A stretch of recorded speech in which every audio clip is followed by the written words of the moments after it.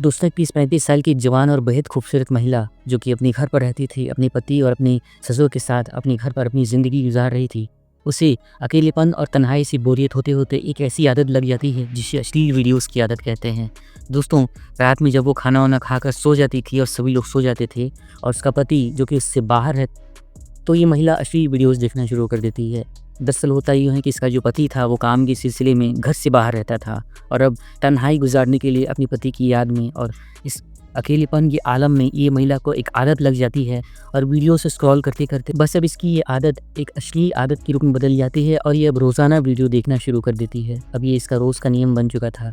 जब भी वो अपने घर के कामों से फ्री होती थी और रात में जब सोने जाया करती थी, तो अपने पति की याद में और अपनी रोमांटिक फीलिंग्स को शेयर करने के लिए उसके पास कोई होता नहीं था। बस इसलिए वो अश्लील वीडियोज़ देखते हुए हस्त-मैथुन करना और अश्लील हरकतें करना भी शुरू कर देती है।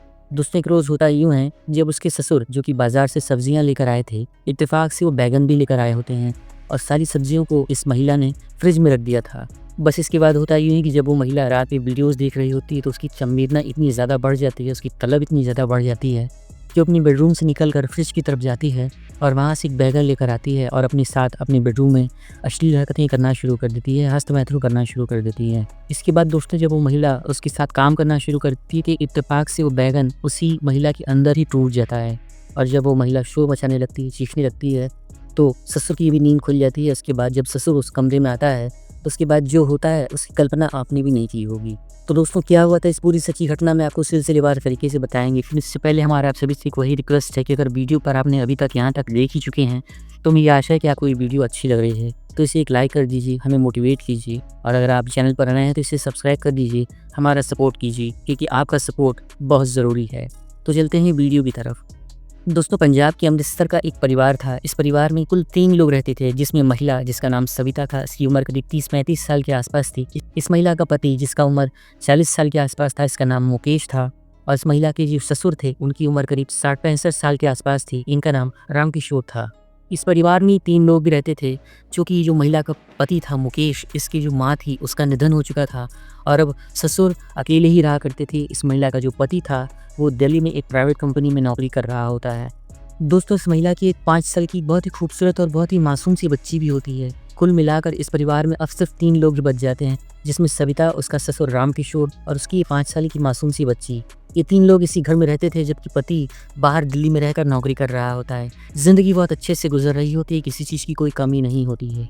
अब दोस्तों, दूर रहकर भी मुकेश अपनी पत्नी सविता के साथ बराबर टाइम वीडियो कॉल किया करता था, फ़ोन पर बातें किया करता था। एक रोज़ भी वही होता है जब मुकेश अपनी पत्नी सविता से बातचीत करके अपने कमरे में सोने चला जाता है, तो इधर सविता अपने पति का फ़ोन रखने के बाद मोबाइल पर वीडियोज़ चलाना शुरू कर देती है। इत्तेफ़ाक से वीडियोज़ स्क्रॉल करते-करते उसकी नज़र कुछ ऐसे रील्स पर, कुछ ऐसे वीडियोज़ पर पड़ जाती है जिसे अश्लील कंटेंट कहा जाता है।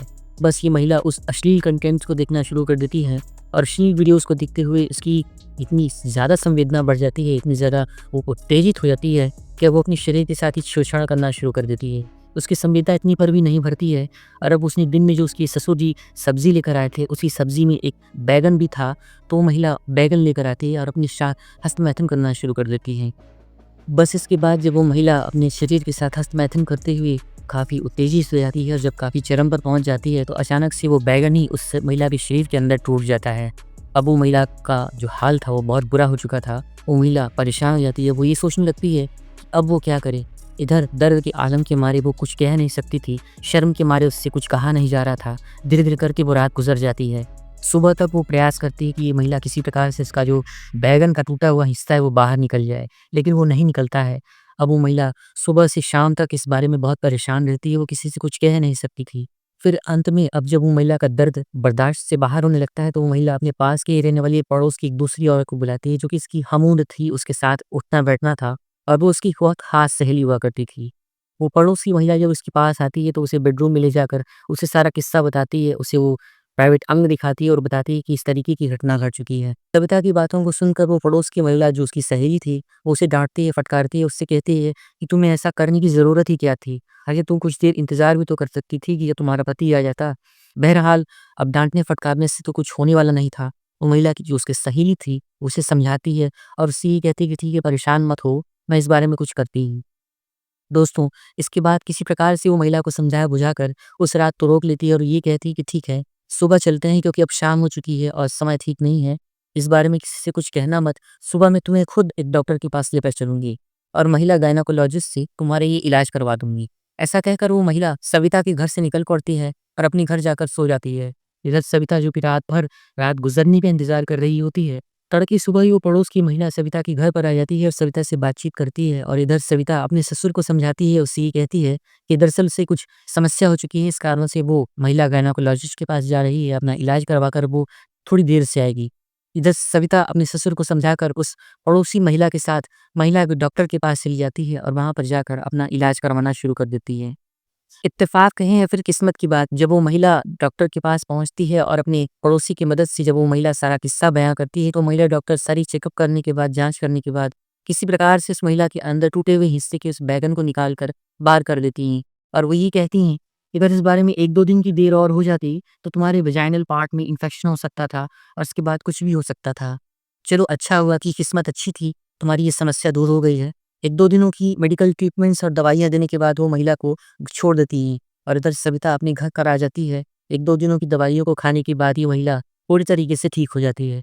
लेकिन इधर जो सविता की पड़ोसी सहेली थी, वो अपने घर पर जाती है और अपने पति से बातों ही बातों में रात में जब वो लोग अपने कमरे में संबंध बना रहे होते हैं, तो उसी बीच वो महिला सविता की सारी बातों को अपने पति से कह देती है कि ऐसे-ऐसे करके एक घटना घटी थी। उधर अब जब उस पड़ोसी महिला का पति ऐसा सुनता है, तो वो भी सन्न रह जाता है। बहरहाल वो रात गुज़र जाती है और अब सुबह वो पड़ोसी महिला का जो पति था, वो उठकर आता है और सविता के ससुर के पास जाता है और उससे ये कहता है कि तुम्हारी बहू कुछ समय पहले हॉस्पिटल गई थी, तुम्हें पता है? तो ससुर बोलता है कि हाँ, मैं जानता हूँ। दरअसल उसे कुछ महीने की समस्या हो गई थी और इसी कारण से वो हॉस्पिटल में डॉक्टर के पास गई थी। इसके जवाब में वो पड़ोसी महिला का जो पति था, वो उससे ये कहता है कि तुम्हें कोई जानकारी ही नहीं है। दरअसल उसके बारे में जो समस्या हुई थी, वो मैं तुम्हें बता रहा हूँ, किसी से कहना मत। दरअसल तुम्हारी जो बहू है, उसकी प्राइवेट पार्ट में बैंगन टूट गया था और इस कारण से वो अपना इलाज करवाने के लिए बाहर गई थी, डॉक्टर के पास दिखाने के लिए गई थी। इधर जब उस महिला का ससुर ऐसा सुनता है, तो वो भी सन्न रह जाता है। उसने कभी ऐसा सोचा ही नहीं होगा कि उसका जो बेटा है, वो 4-5 महीने से बाहर रह रहा है, उसकी एक बेटी भी है और अब इस तरीके से उसकी ही बहू इस तरीके का कुछ ऐसा काम कर रही है।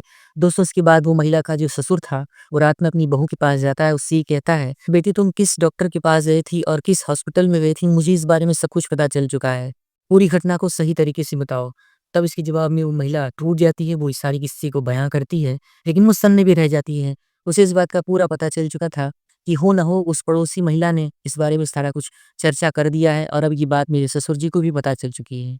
इसके बाद ससुर जी अपने कमरे में आ जाते हैं और रात भर उन्हें नींद नहीं आती है। अगली सुबह वो फिर से उस महिला के पास जाते हैं, उससे ये कहते हैं कि बहू, मैं सब जान चुका हूँ कि तुम्हें तुम्हारे पति की कमी बहुत खलती है। हालाँकि मेरा बेटा 4-5 महीनों के बाद आता है, लेकिन फिर भी तुम्हारी जो जिस्मानी ज़रूरतें हैं, तुम्हारी जो चाहत है, अगर तुम चाहोगी तो मैं उसे ज़रूर पूरा कर सकता हूँ और इस बारे में किसी को कुछ पता भी नहीं चलेगा और हम दोनों के बीच की ये जो बात है, वो घर में ही रह जाएगी। शुरुआत में सुनते ही वो महिला सविता अपने ससुर के ऊपर बहुत भड़क जाती है, चीखने-चिल्लाने लगती है और उससे डाँटती है। ये कहती है कि मैं आपकी बेटी की बहू हूँ, क्या आपको इस बात की भी कोई शर्म नहीं है? लेकिन उसका जो ससुर था, वो अपनी बहू से कहकर चुपचाप वहाँ से चला जाता है। इधर जो कि सविता थी, वो रात में जब सोने जाती है, तो वीडियोज़ देखते ही जब उसे नींद नहीं आ रही थी, तो अपने ससुर की कही गई बातों को दोहराने लगती है। वो सोचने लगती है कि उसके ससुर ने उससे ऐसा कुछ कहा था, जो कि उसे कहना तो नहीं चाहिए था, लेकिन क्या वो सही कह रहा है?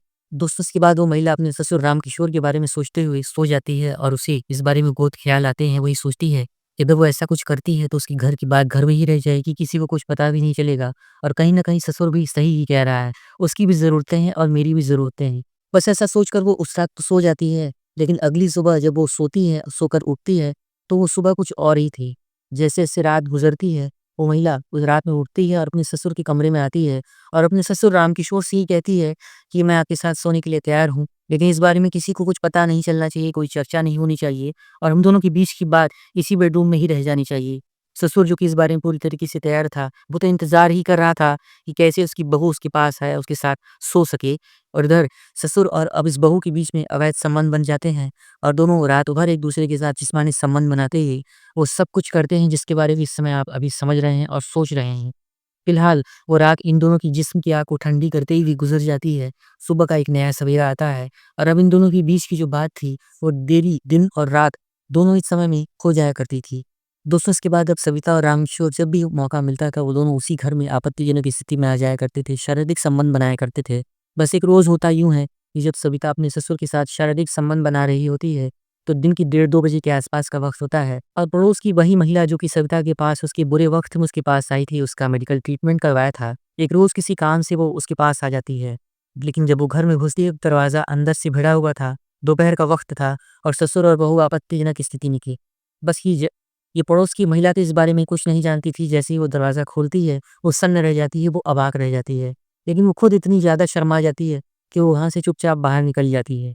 और अब वो ये समझती है कि सविता और उसके ससुर रामकिशोर के बीच में अवैध संबंध बन गए हैं और हो ना हो अब सविता की जो काली सच्चाई थी, जो उसने बैगन के साथ संबंध बनाते हुए इस तरीके का कांड किया था, हो ना हो उसके ससुर को भी पता चल चुकी है। बस ऐसा समझकर वो पड़ोस की महिला सविता के घर से निकलती है और अपने पति के घर पर चली जाती है। वहाँ पर जाकर वो अपने पति से सारा किस्सा बयाँ कर देती है। उसका पति जो कि इस तरीके की बातों को बहुत रुचि लेकर सुन रहा था, वो शाम होते ही सविता के पति मुकेश के पास फ़ोन लगा देता है। अब इधर जब सविता का पति इस तरीके की सारी बातों को सुनता है तो वो बहुत आग बबूला हो जाता है, बहुत गुस्से में आ जाता है।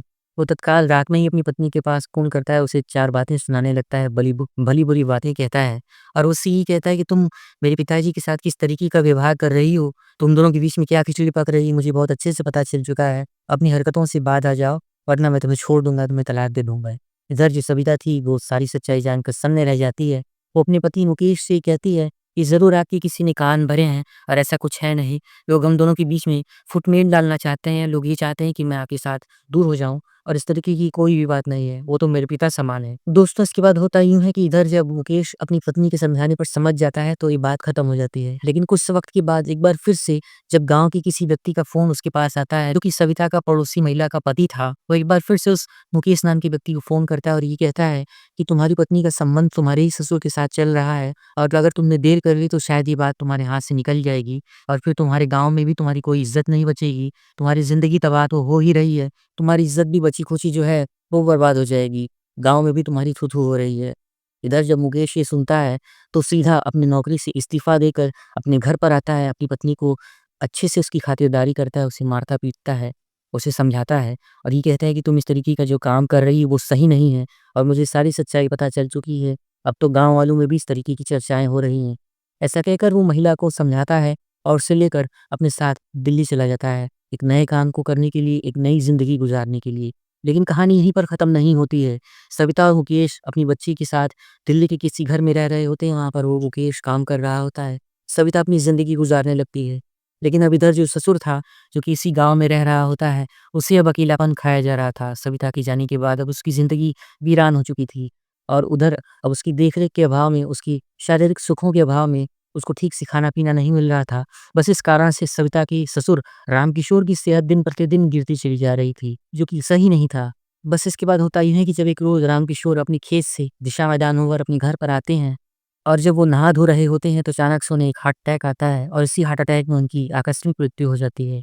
जब इस तरीके से उनकी मृत्यु हो जाती है, उनके आस-पास भी कोई नहीं होता है, अकेले ही घर में ही उनकी लाश पड़ी होती है, तो तत्काल इस गाँव में हड़कंप मच जाता है, खबर पहुँचती है। खबर उस महिला के पड़ोसी के पास भी जाती है और एक बार फिर से सविता की जो पड़ोसी महिला थी, उसका पति मुकेश के पास फ़ोन करता है, उसे सारा किस्सा बयाँ करता है और ये कहता है कि तुम्हारे पिताजी की मृत्यु हो चुकी है, जितना जल्दी हो सके घर पर आओ।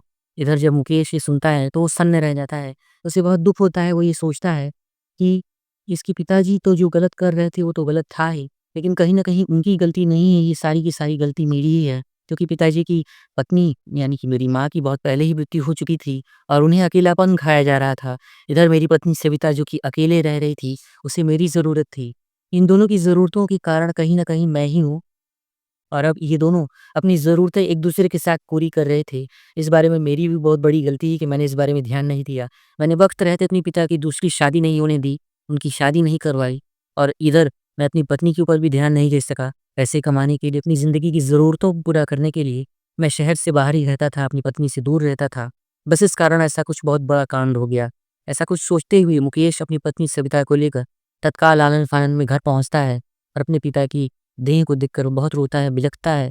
लेकिन अब जो कुछ होना था वो तो हो चुका था और उस मुकेश अपनी पत्नी सविता के साथ अपनी इस पिता रामकिशोर की इस अंतिम यात्रा में हिस्सा लेता है, अपने पिता की अंत्येष्टि कर्म को पूरा करता है। और अब मुकेश दिल्ली को छोड़कर अपने उसी घर में रहना शुरू कर देता है। गाँव में ही खेती-किसानी करता है, वो अपनी ज़िंदगी गुज़र-बसर करने लगता है। दोस्तों, इस बात का मुकेश को ज़िंदगी भर पछतावा रहा कि वो अपने पिता की समय पर ध्यान नहीं दे सका, अपने पिता की देखभाल नहीं कर सका, अपनी पत्नी की ज़रूरतों को पूरा नहीं कर सका और कहीं न कहीं इसी कारण से उसकी पत्नी बहक गई और ये बहकने का कारण वो खुद को ही समझता है। अंत में एक सुखद मोड़ के साथ माफ़ी और पछतावे के इस बीच ये पूरी कहानी ख़त्म हो जाती है और ये एक तरीके से ज़िंदगी का दूसरा पहलू शुरू हो जाता है। दोस्तों, इस पूरी सच्ची घटना को सुनाने का उद्देश्य आपका दिल दुखाना या आपको परेशान करना नहीं है। दरअसल ये एक वारदात है जो कि कहीं न कहीं घट जाती है और कभी न कभी हमारे सामने ज़रूर निकल कर आती है। कमेंट करके इस मुद्दे पर अपनी राय और अपने विचार ज़रूर बताएँ। और अगर आपको आज की सच्ची घटना ये वीडियो पसंद आई है, तो इस वीडियो को एक लाइक कर दीजिए। चैनल पर नए हैं तो सब्सक्राइब करना बिल्कुल भी मत भूलिए। और देश दुनिया और जीवन की ताज़ा-तरीन खबरों के लिए हमारे चैनल सच्ची घटना को भी सब्सक्राइब करें। एक नई वीडियो लेकर एक नई सच्ची घटना के साथ हम आपसे फिर मिलते हैं। तब तक के लिए आप सभी अपना-अपना ख़्याल रखें, अपने आस-पास के माहौल पर नज़र बनाए रखें और सुरक्षित रहें। Take care.